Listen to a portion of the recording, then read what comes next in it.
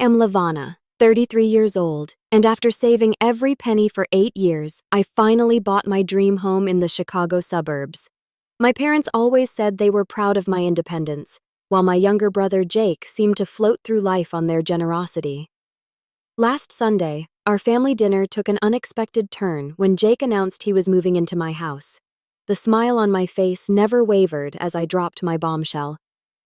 Before I dive into how I turned the tables on my entitled brother, drop a comment letting me know where you are watching from. Give this video a like if you have ever had to stand up to family who took you for granted. Growing up in suburban Chicago, our middle-class family seemed picture-perfect from the outside. My parents worked hard to give us a comfortable life. Dad was an accountant at a respectable firm, and Mom taught second grade at the local elementary school. We never went without necessities, but luxuries were earned through chores and good grades. At least that was the rule for me. Jake, my brother, who is 3 years younger than me, somehow operated under a different set of family rules. When we were kids, I had to save my allowance for weeks to buy the things I wanted, while Jake would throw a tantrum in a store and walk out with a new toy. My parents claimed he was sensitive and needed extra support. This pattern continued throughout our childhood and teenage years. I still remember the summer before college when I worked 2 jobs to save for textbooks. Meanwhile, Jake spent his days playing video games and hanging out with friends. When September rolled around, my parents helped me move into my dorm, but made it clear that my education was primarily my responsibility. They contributed what they could, but I took out loans and worked part-time throughout my 4 years to make ends meet. Jake, on the other hand, received a free ride to the same university 2 years later. He failed out after 3 semesters, having spent more time partying than studying. Instead of facing consequences, my parents paid for him to attend community college, which he also dropped out of after a year. This began a pattern that would continue well into our adult lives. After graduating with my business degree, I worked my way up in a real estate firm, starting as an assistant and eventually becoming a full agent. The housing market in Chicago was competitive, but I built a reputation for honesty and hard work. Every commission check went partly into savings for my own home someday. Jake bounced between jobs like they were dating prospects. He tried bartending but got fired for giving free drinks to friends. He worked at a cell phone store until inventory discrepancies led to his dismissal. He even attempted to sell insurance but could not be bothered to study for the licensing exam. Each failure came with a ready excuse: bad management, toxic workplace, or just plain bad luck. Never once did he acknowledge his own role in these situations. Through all this, my parents continued to support him financially.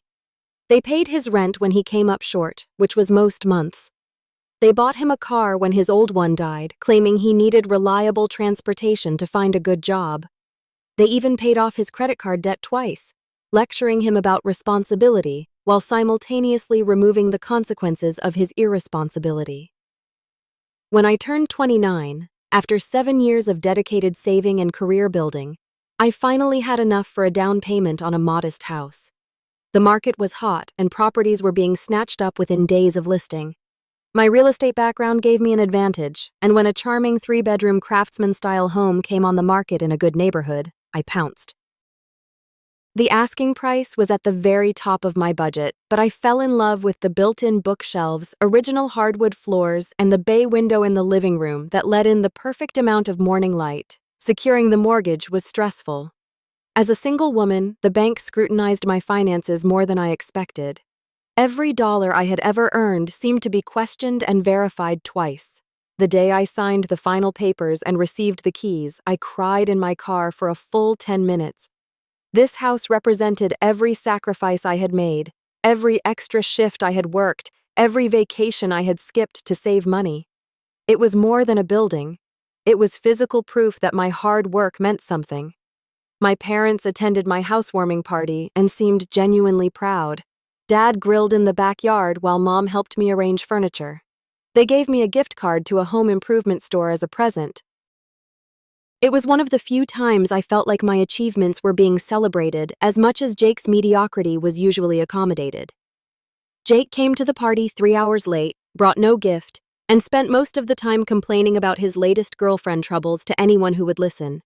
When he finally acknowledged my new home, it was to ask if I would let him host a party there, sometime since his apartment was too small. I politely declined, which led to a week of sulky text messages about how I had changed and become stuck up since buying my house. The next 2 years were blissful. I painted every room, planted a garden, and slowly furnished the place with pieces I loved rather than the hand-me-downs and discount store items that had filled my apartments. The mortgage payments were steep, and unexpected repairs sometimes strained my budget, but I managed. Having my own space, my own sanctuary, was worth every penny. Meanwhile, Jake continued his pattern of instability. He moved in with a girlfriend, then back to his apartment when they broke up 3 months later. He quit another job because his boss did not respect his creative vision for the marketing team. He borrowed money from our parents for a car repair, then used it to go to a music festival. Every family gathering featured a new Jake drama, with my parents wringing their hands, but never actually requiring him to change. Last month, Jake lost his most recent job as an assistant manager at a sporting goods store. Something about inventory discrepancies. Again, though, his version involved a conspiracy of coworkers who were jealous of his potential. The same week, his landlord informed him that his lease would not be renewed due to multiple noise complaints and late payments. At 30 years old, my brother was once again facing unemployment and potential homelessness. I heard about these developments secondhand from my mother, who called to lament how unfair the world was to her baby boy. The conversation ended with a strange comment about how family needs to stick together through hard times and how your generation needs to support each other more. I thought nothing of it at the time, attributing it to my mother's tendency toward platitudes when she was upset. If I had been paying closer attention, I might have noticed the signs earlier. But I was distracted by my own life and challenges, unaware that my family was making plans that would directly impact me without any consideration for my input or consent. The first sign that something unusual was brewing came in the form of 3 separate phone calls from my parents in a single week. My mother and father typically called on Sunday afternoons for our weekly catch-up. So, this sudden increase in communication raised a small red flag. Each call referenced vague family matters that needed discussion, but whenever I asked for specifics, they deflected with comments like, "Better to talk in person and just some ideas we want to run by you." More concerning were the strange texts from Jake. After months of minimal contact, he suddenly wanted to know about my internet service provider and speed. "Just curious about what you pay for Wi-Fi," he wrote, followed by questions about which bedroom had the best natural light and whether the neighbors would mind if someone played music at night. When I asked why he needed this information, he responded with a vague no reason and a smiley face emoji. My suspicions grew when Jake texted me asking for the dimensions of my spare bedroom, just wondering how big it is, like would a king-size bed fit in there? The room in question was my home office where I often worked on evenings and weekends. It had never contained a bed of any size, and I had no plans to change that arrangement. Still, I was busy with work and dismissed his odd questions as Jake being Jake. That week at work was particularly stressful. I had a high-maintenance client looking at luxury properties in the Gold Coast neighborhood.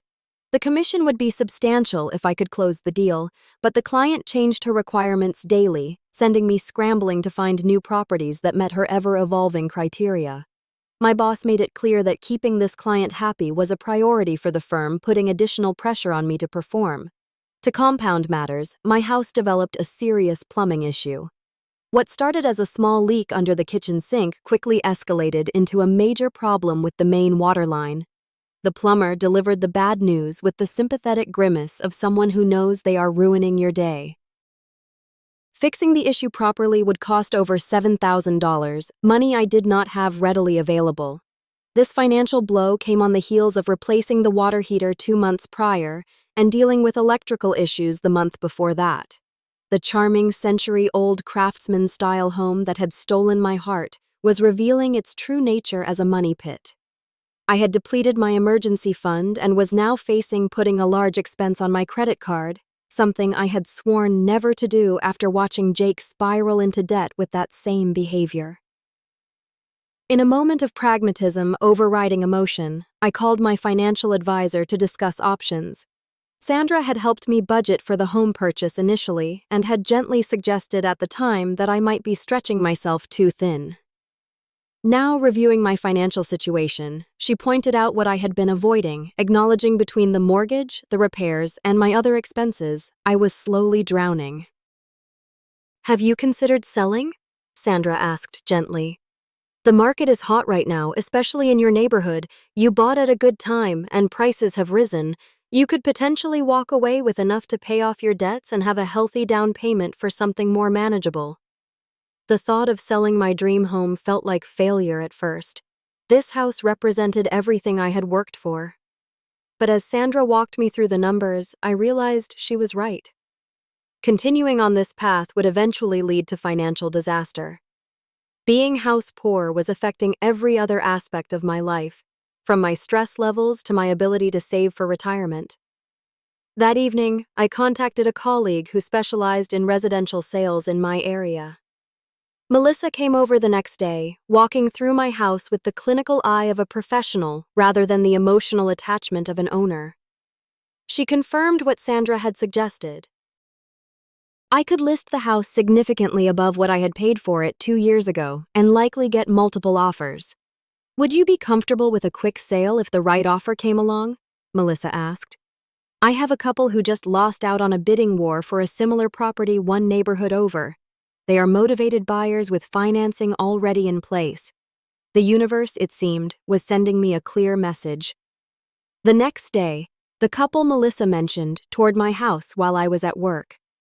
By that evening, they had submitted an offer 5% above my asking price with a single condition: they needed to close quickly within 30 days.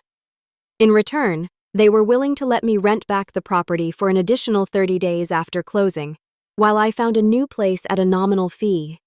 The decision was both heart-wrenching and obviously correct. I accepted the offer and signed the preliminary paperwork the following day. The inspection was scheduled for early the next week, leaving me with a strange emotional limbo over the weekend. I would be attending my family's traditional Sunday dinner with this massive life change underway, yet I decided not to mention it yet. The sale could still fall through, and more importantly, I wanted to process my own feelings before dealing with my family's reactions. The inspection went smoothly with only minor issues noted that I agreed to address before closing. By Wednesday, all contingencies had been removed and the sale was moving forward. The closing was set for the following Thursday, just 1 day before the next family dinner. I would walk into Sunday's meal with the deed transfer complete and a certified check representing my equity in hand. As I prepared for the dinner, a complex mixture of emotions swirled within me. Relief about my financial situation being resolved competed with sadness about losing the home I had loved.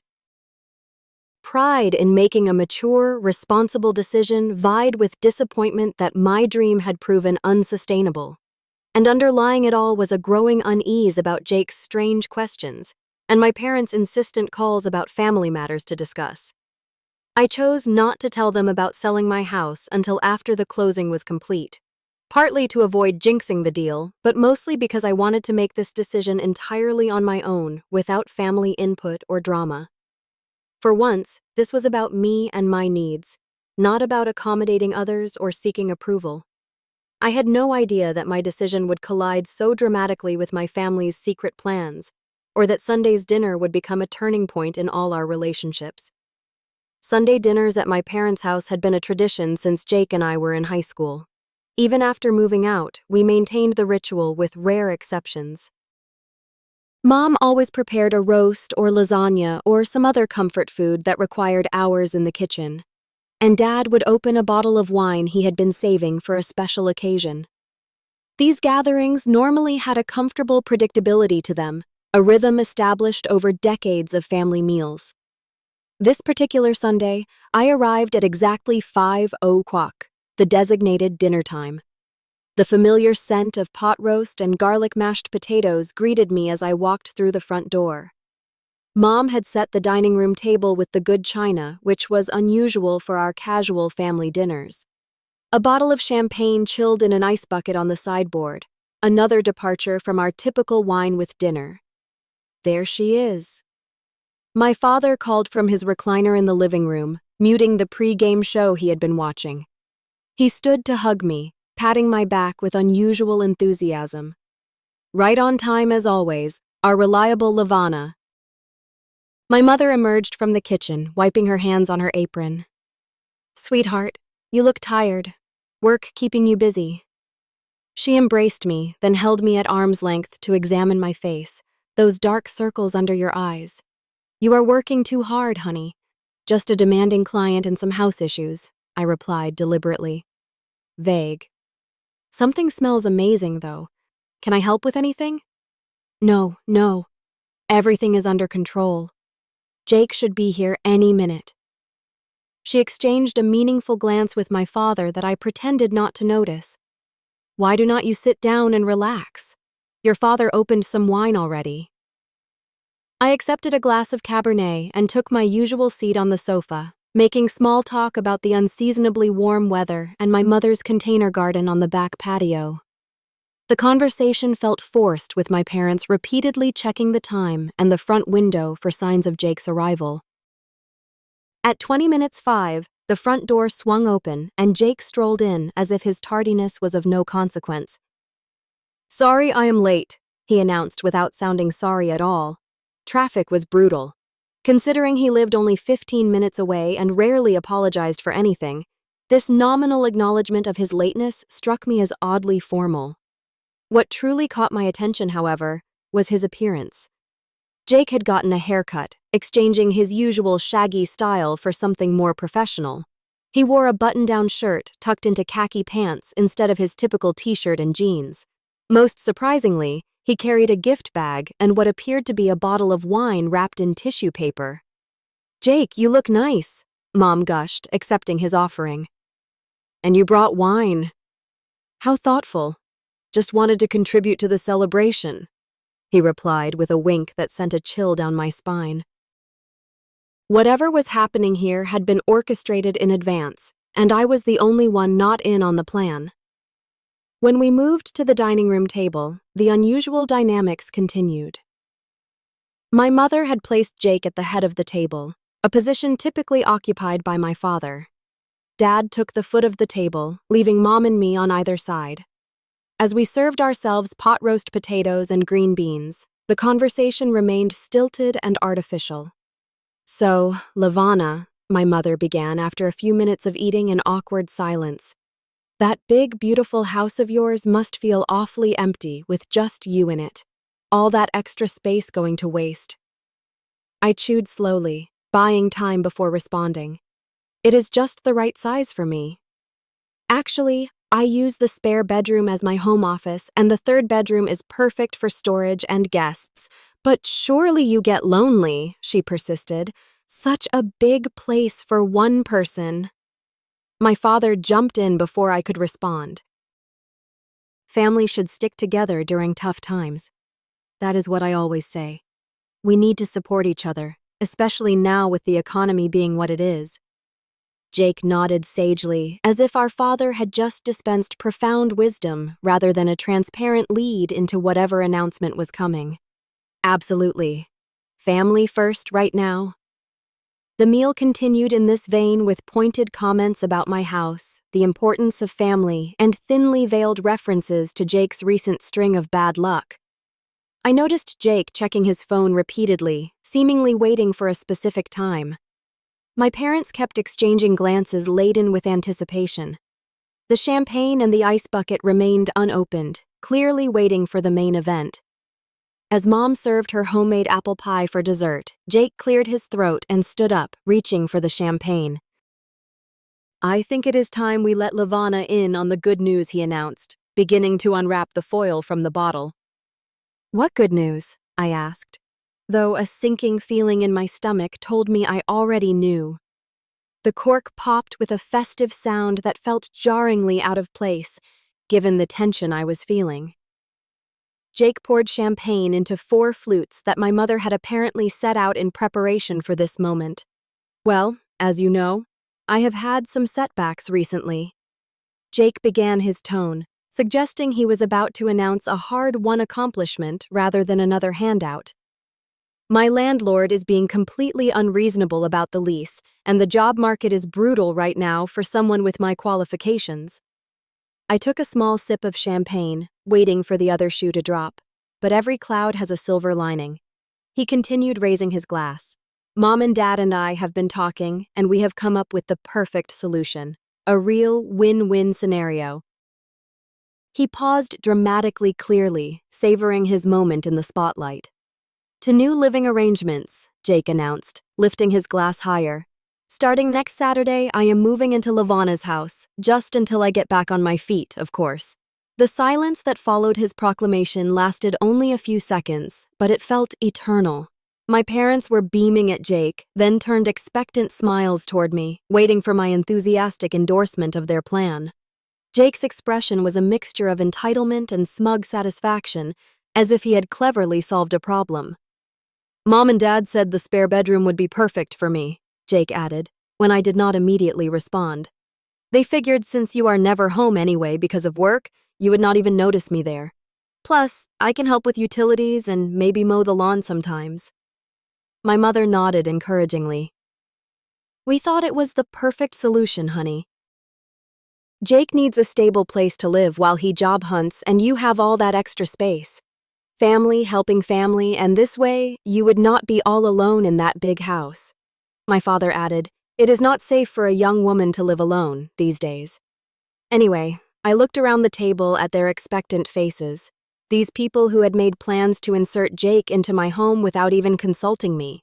They had discussed my living arrangements, decided what was best for me, and now expected me to gratefully accept their decision. The audacity was breathtaking. In that moment, a strange calm settled over me. The anxiety I had felt about telling them I had sold the house evaporated, replaced by a clear certainty that I was making the right decision for myself. That is an interesting plan, I said, my voice steady despite the anger bubbling beneath the surface. There is just one small problem with it. What is that, honey? My mother asked, her smile faltering slightly. I reached for my purse hanging on the back of my chair and removed the manila envelope containing the closing documents I had signed just the day before. I sold my house last week. The new owners take possession in 30 days. The silence that followed my announcement was profound. 3 pairs of eyes stared at me in varying states of disbelief. My mother's hand flew to her throat in a gesture of shock I had previously only seen in daytime soap operas. My father's bushy eyebrows drew together in confusion.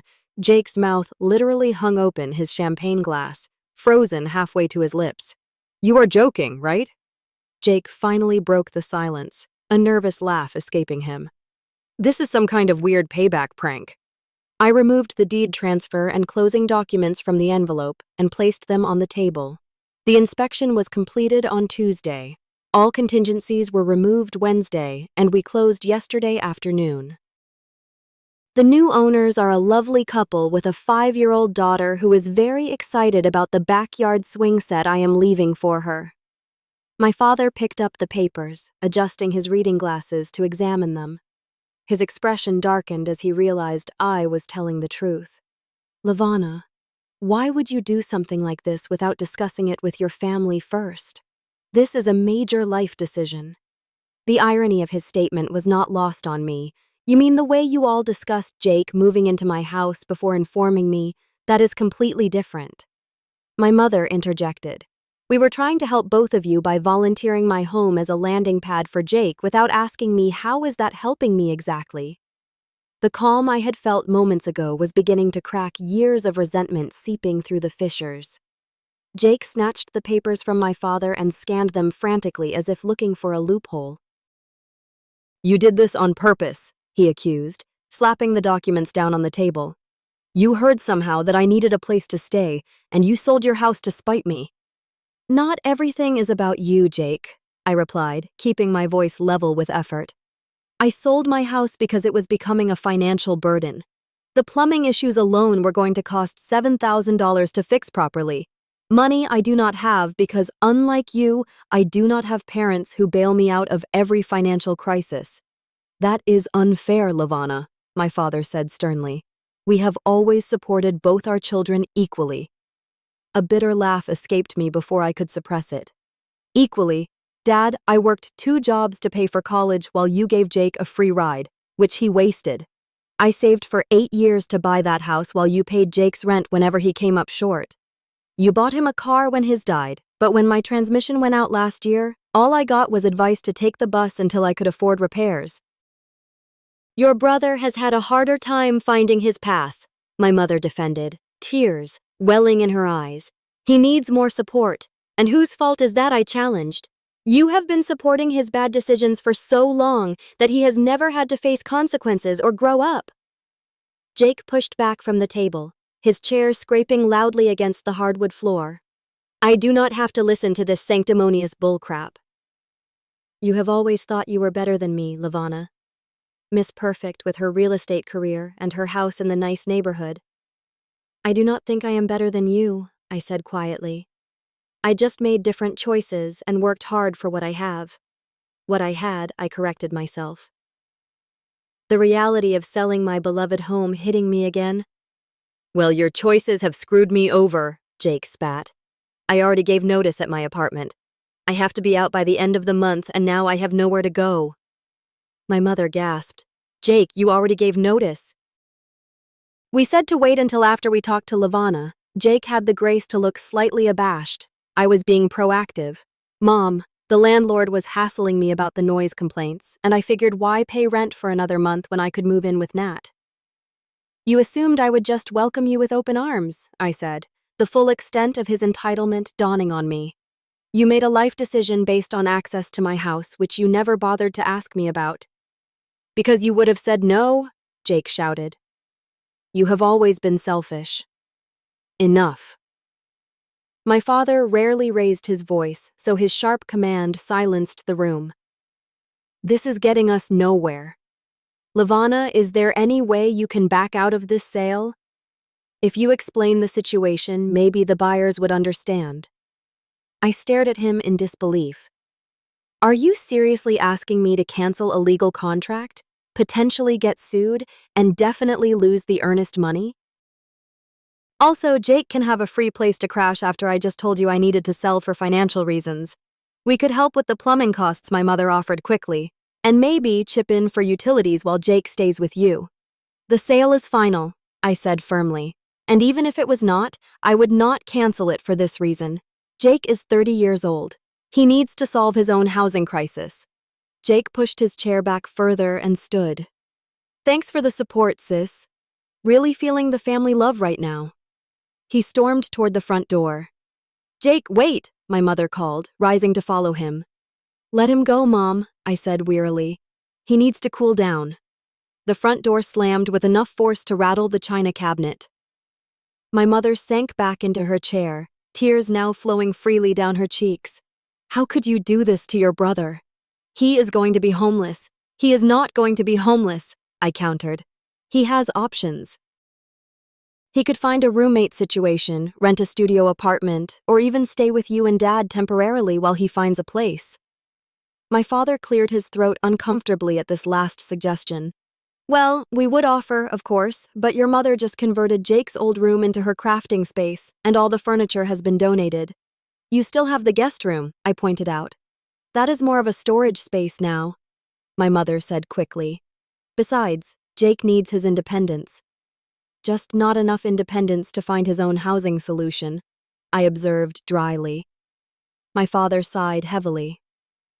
Lavana, try to understand. We are just trying to help Jake get on his feet. You have always been so capable, so self-sufficient. Jake struggles in ways you never did. Because you never gave him the chance to develop those skills, I replied.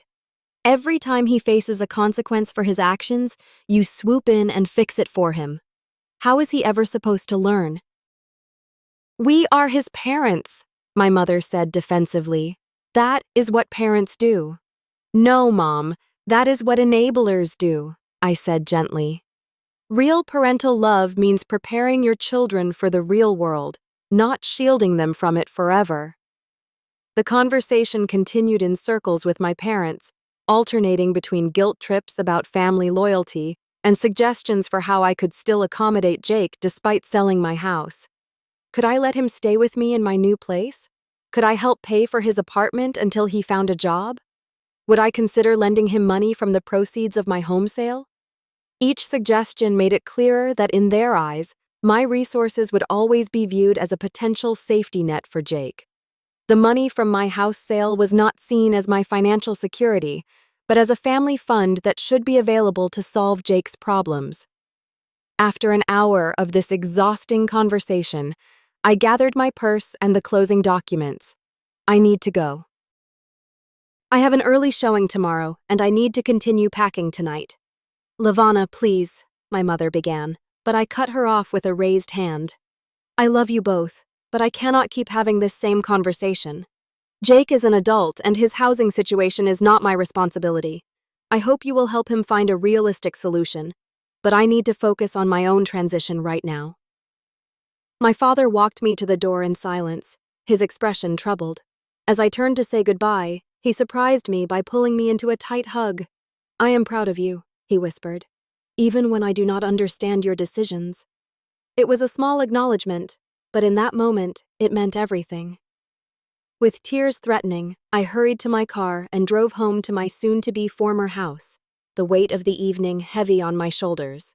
The days following the disastrous family dinner were filled with a barrage of texts, calls, and even unexpected visits from various family members. My phone became a battlefield of emotions with messages ranging from guilt-inducing to outright hostile. Jake predictably led the charge with a series of angry texts that evolved from, "I cannot believe you would do this to me," to detailed explanations of how I had apparently ruined his life. According to him, his entire future had been planned around moving into my house, despite this plan having been conceived without my knowledge or consent. I already told everyone I was moving to your neighborhood. One particularly entitled message read, "Now I look like an idiot because my own sister would rather sell her house than help me out." I resisted the urge to respond with sarcasm and instead kept my replies brief and factual. I sold my house for financial reasons. Your living situation is separate from my decision. My parents employed a different tactic. Rather than Jake's direct anger, they attempted to negotiate as if we were discussing a business arrangement rather than a fundamental boundary issue. Your father and I have been talking, my mother said during one of her daily calls. What if we help with the down payment on your new place? Something with an extra bedroom for Jake just for 6 months until he finds his feet. Mom, that is not the solution. I explained for what felt like the 100th time. I am downsizing intentionally to reduce my financial stress. Adding Jake to my living situation would add more stress, not less. Even extended family members began to weigh in. My Aunt Susan, my mother's sister, called to express her disappointment in my lack of family values. My cousin Patrick sent a lengthy email explaining how his brother had lived with him for a year during a rough patch and how it had strengthened their bond. Neither acknowledged the fundamental difference. Those arrangements had been mutual agreements, not unilateral declarations. Throughout this familial pressure campaign, I continued the practical work of preparing for my move. The buyers had agreed to let me rent back the house for 30 days after closing, giving me a month to find a new place and relocate. The certified check from the sale sat in a newly opened high-yield savings account, providing a financial cushion I had never experienced before. Working with a different colleague from my real estate firm, I began viewing apartments and small condos and more affordable neighborhoods. After years of stretching myself thin to maintain the dream house, I found the prospect of a simpler living situation surprisingly appealing. A small, modern condo with no maintenance responsibilities and significantly lower monthly costs represented a different kind of freedom. One afternoon, while signing the lease on a charming one-bedroom apartment in a converted warehouse building, my phone buzzed with a text from Jake. "We need to talk. Coming over after work." I considered telling him not to come, but decided it might be better to have this conversation face-to-face rather than through more heated text exchanges. When I arrived home from the leasing office, Jake's car was already parked in my driveway, and he sat on the front steps waiting. "Nice of you to let me know you were coming," I said. unlocking the front door and gesturing for him to follow me inside. The living room was already half-packed with labeled boxes stacked against the walls and the artwork removed, leaving ghostly rectangles on the painted surfaces. Jake looked around with a frown, the reality of my move apparently hitting him for the first time. "So, you are really going through with this?" he said, not as a question, but as an accusation. "The house is already sold, Jake." "The new owners take possession in 24 days. I set my purse down and crossed my arms. "What did you want to talk about?" Jake ran a hand through his hair, a gesture reminiscent of our father when he was stressed. "Mom and Dad said I should apologize for how I acted at dinner. So, sorry about that, I guess." The half-hearted apology hung in the air between us. "Is that all you came to say?" "No," he admitted, dropping onto the sofa without invitation. "I came to see if we could work something out. I am in a real bind here, Nat. My landlord is being a complete jerk about the noise complaints, which were totally exaggerated, by the way. He is not renewing my lease no matter what, and I have to be out by the end of the month." "That is unfortunate, but it does not change my situation," I replied, remaining standing. "The house is sold. I am moving to a one-bedroom apartment that barely fits my own furniture, let alone a roommate." "What about a loan, then?" Jake asked, leaning forward. "Just enough for first and last month's rent and security deposit on a new place. I will pay you back as soon as I find a new job." The familiar pattern threatened to repeat itself. Jake in trouble. Family expected to rescue him. Promises of repayment that would never materialize. For a moment, I considered it. The money from the house sale meant I could afford to help him without significant hardship to myself. But then I remembered every previous loan that had become a gift, every promise to do better that had evaporated as soon as the crisis passed. "No, Jake, I am not going to loan you money," I said firmly. "You have had plenty of chances to build emergency savings, but you choose to spend everything you earn immediately." "Must be nice to be so perfect," he sneered, the thin veneer of contrition vanishing. "Some of us have had bad luck." "This is not about luck," I said, my patience wearing thin. "This is about choices and consequences. You chose to violate your lease terms repeatedly. You chose to spend money on concerts and trips instead of saving for emergencies. Now you are facing the consequences of those choices. So you are just going to let me be homeless." Jake stood up, his voice rising. "Your own brother? You have options that do not involve me. I pointed out you could ask one of your friends for a couch to crash on. You could look for a room to rent in a shared house, which would be much cheaper than getting your own place. You could even swallow your pride and stay with Mom and Dad temporarily." "None of those are real options," Jake insisted. "My friends all have small places. Roommate situations are for college kids, and Mom and Dad's house is in the middle of nowhere with no social life." I could not help but laugh at his definition of nowhere, since our parents lived in the same suburban neighborhood where we had grown up, just 30 minutes from downtown Chicago. "Those all sound like real options to me," I said. "They are just not as comfortable or convenient as moving into my house would have been. That is the difference here, Jake. You do not want any solution that requires sacrifice or discomfort on your part." "You have changed," he accused, grabbing his jacket from the sofa. "Ever since you bought this place, you have been different. Like you think you are better than the rest of us." "I have not changed," I said quietly. "I have just stopped apologizing for having boundaries and expectations." "Maybe it is time you changed, Jake. Maybe losing your apartment and job is the wake-up call you need." "Whatever helps you sleep at night," he spat, heading for the door. "Have fun in your tiny apartment while I figure out how to avoid living on the street." As the door slammed behind him, I sank onto the sofa and closed my eyes. The confrontation had been unpleasant but necessary. For perhaps the first time, I had refused to be drawn into the drama that always surrounded Jake like a storm cloud. I had maintained my boundaries despite the emotional manipulation. It felt both terrible and liberating, like lancing a wound that had been festering for years. The immediate pain was intense, but I could already sense that healing would follow. As I looked around at the half-packed boxes and the home I was leaving behind, I realized I was not just moving physical locations, but moving forward in my life. The next morning, I woke to a text from my father. "Your mother and I have been talking. Jake will stay in the guest room until he finds a place. We would appreciate if you could help us clear out some of the storage to make space for him." It was a small victory, but a significant one. For the first time, my parents were stepping up to help Jake in a way that did not involve imposing on me or enabling his worst habits. Maybe they were finally beginning to understand the difference between supporting and enabling. As I continued packing and preparing for my move, I made a difficult but necessary decision. I needed a break from family drama to focus on establishing my new life. I sent a group text to my parents and Jake explaining that I would be taking some time for myself over the next few weeks. I would be available for emergencies, but needed space to deal with my move and adjust to my new living situation. The responses were predictably varied.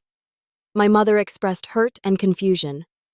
My father sent a simple, "We understand, take the time you need." Jake did not respond at all. It was not a permanent solution, but it was a start. A chance to reset the dysfunctional patterns that had defined our family relationships for too long. As I sealed up another box of belongings, I felt lighter than I had in years, despite the bittersweet reality of leaving my dream home behind. Moving day arrived with the peculiar mix of exhaustion and excitement that accompanies major life transitions. The moving company I had hired arrived promptly at 8:00 in the morning, and the systematic dismantling of my life in the dream house began in earnest. Each piece of furniture carried out the door represented a memory, an investment, a piece of the life I had built for myself. The bay window where I had spent countless Sunday mornings reading with coffee in hand. The dining room table where I had hosted dinner parties for friends and colleagues. The antique desk in my home office where I had worked late into the night on complicated real estate deals. All loaded into a truck destined for a space less than half the size of the one I was leaving. As the movers worked, I wandered through the increasingly empty rooms, saying a private goodbye to the house that had represented so much to me. In the master bedroom, I ran my hand along the wall. I had painted 3 times before finding the perfect shade of blue. In the kitchen, I remembered the disastrous attempt at making homemade pasta that had left flour on every surface.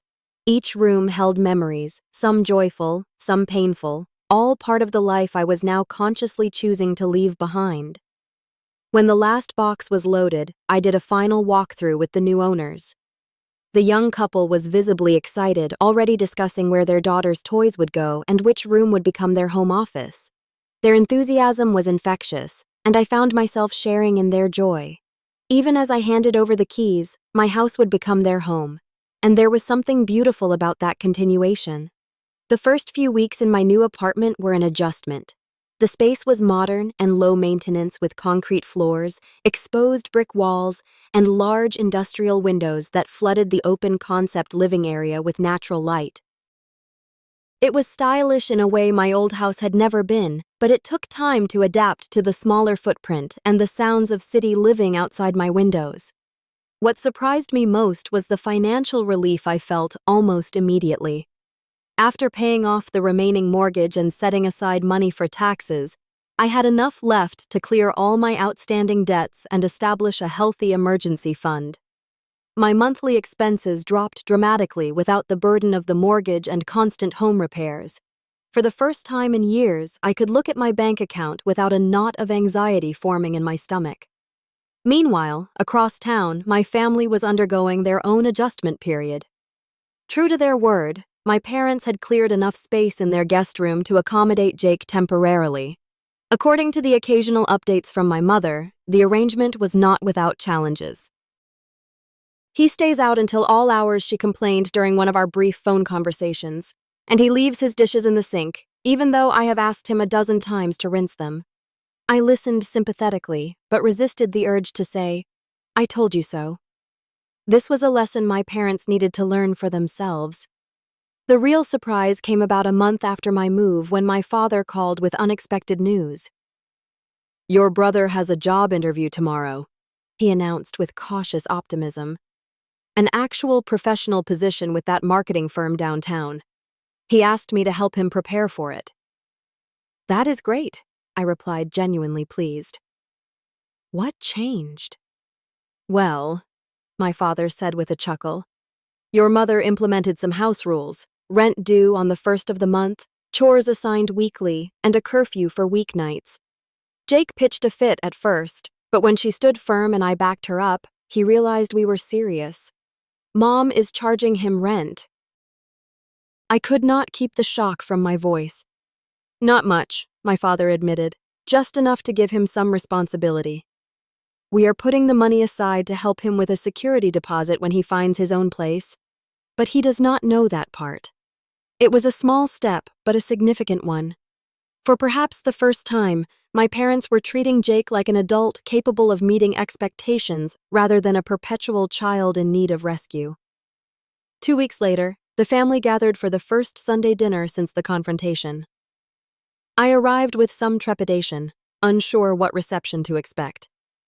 To my surprise, the atmosphere was cordial, if somewhat strained. Jake, dressed in business casual attire I had rarely seen him wear, announced that he had gotten the marketing job and would be starting the following Monday. "It is entry level," he explained with unusual humility. "But there is room for advancement if I prove myself."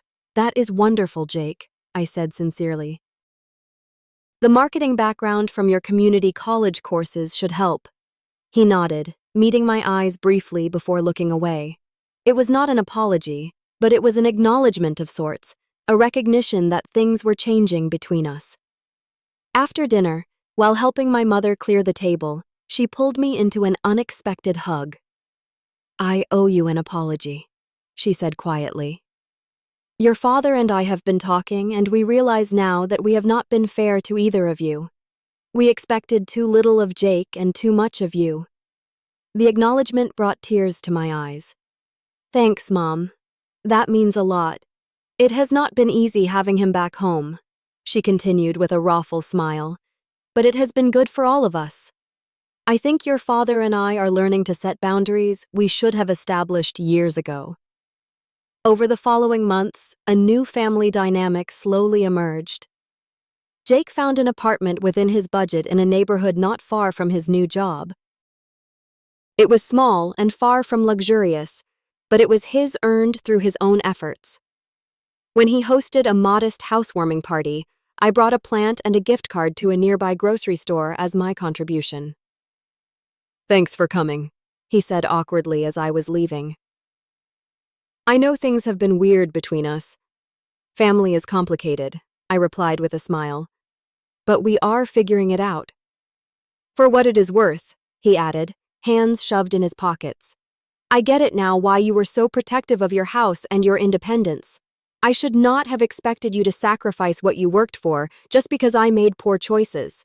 It was not a grand apology, but from Jake, it was significant progress. I appreciate that. And for what it is worth, I am proud of what you are building for yourself."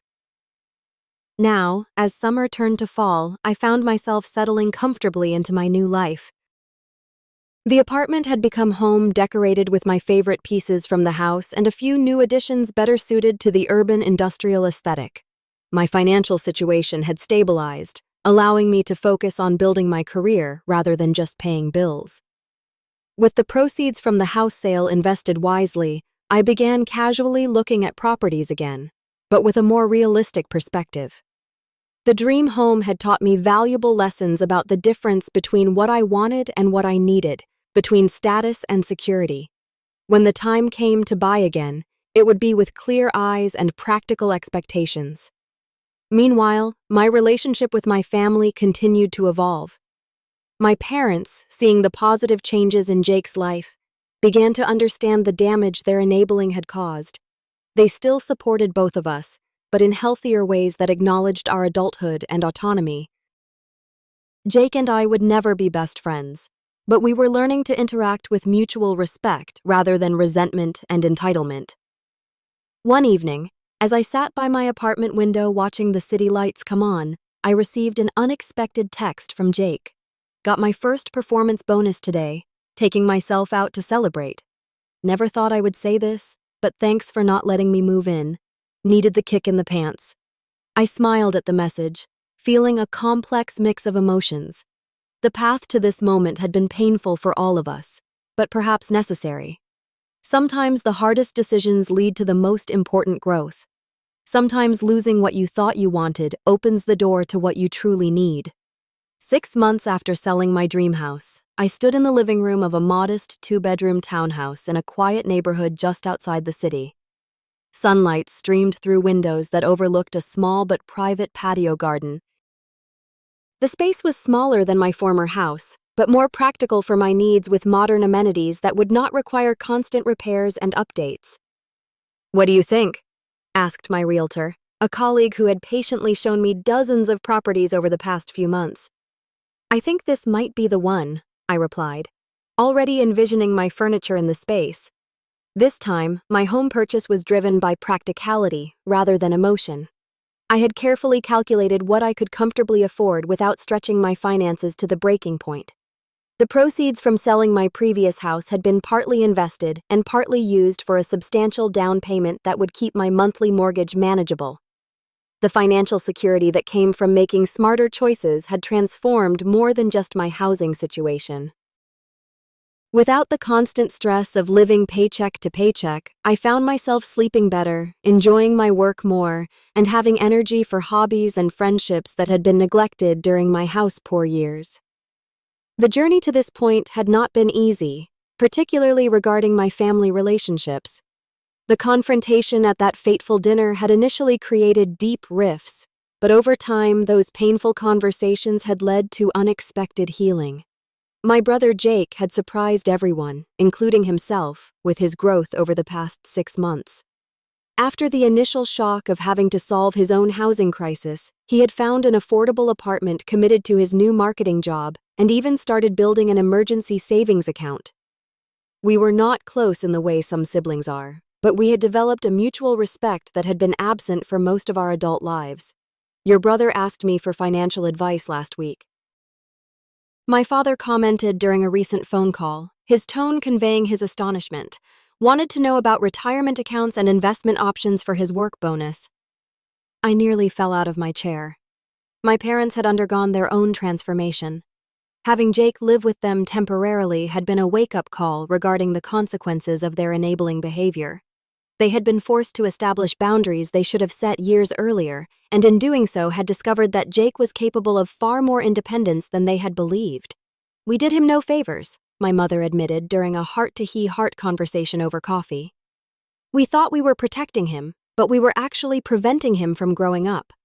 It took your standing firm for us to see that." The most profound changes, however, had occurred within me. Selling my dream house had initially felt like failure, but with time and perspective, I recognized it as one of the wisest decisions I had ever made. I had learned to distinguish between the things that truly brought value to my life and the status symbols I had been conditioned to pursue. My new approach to finances reflected this shift in priorities. Rather than pouring every dollar into maintaining an impressive house, I now budgeted for experiences and relationships that brought genuine joy. Weekend trips with friends, cooking classes I had always wanted to try, and even occasional family vacations that created memories more valuable than any physical possession. The family dynamics had improved dramatically once we all began to recognize and respect each other's boundaries. My parents no longer expected me to solve Jake's problems, and Jake no longer assumed he was entitled to my resources. We functioned as adults with separate lives who chose to support each other in healthy ways. Last month, Jake had even repaid a small loan I had reluctantly given him for car repairs, something that would have been unimaginable a year ago. The amount was less significant than the principal. He was taking responsibility for his obligations and honoring his commitments. As I signed the purchase agreement for my new townhouse, I reflected on the lessons learned through this challenging period. True family support means encouraging independence, not enabling dependence. By refusing to let Jake use my house as an escape from consequences, I had ultimately helped him far more than if I had given in to family pressure. Material possessions, even dream homes, are poor substitutes for financial security and peace of mind. The status of owning an impressive house had briefly satisfied my ego, but had created constant stress that diminished my quality of life. Setting and maintaining boundaries, though painful in the moment, creates healthier relationships in the long run. The temporary discomfort of confrontation had led to more authentic connections with my family. Sometimes losing what you think you want opens the door to what you truly need. Selling my dream house had felt like failure initially, but had ultimately created space for a more balanced and fulfilling life. After the closing, I sent a group text to my family, just signed the papers on my new place. Smaller, smarter, and actually affordable housewarming party next month. Jake, I expect you to bring that spinach dip you made for Thanksgiving. My brother's response came almost immediately. Only if you promise not to sell this house the next time I need a favor. The joke, which would have been unthinkable 6 months ago, made me laugh out loud. We had all grown through this experience, painful as it had been. That evening, as I sat on my apartment balcony, watching the sunset over the city skyline, I felt a sense of contentment that had eluded me even in my dream house. True security, I had learned, came not from impressive possessions, but from wise choices, healthy boundaries, and authentic relationships. The journey had been difficult, but the destination had proven worth every painful step.